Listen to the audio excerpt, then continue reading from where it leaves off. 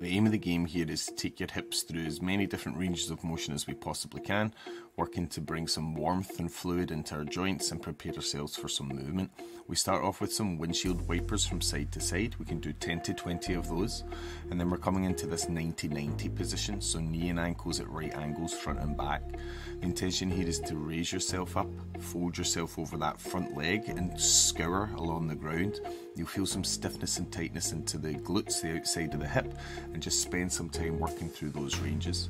From here we're going to add what are called positional isometrics. So although it looks like I'm not doing anything, I'm actually pressing each of my limbs into the ground firmly here. So knee, heel, front and back, and then I raise as well.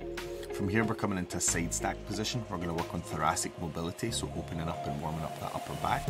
We're braced on our elbow, a nice straight line from knee, shoulder to hip, and we're working that rotation through the middle of the back. The hips are trying to stay as level as we can.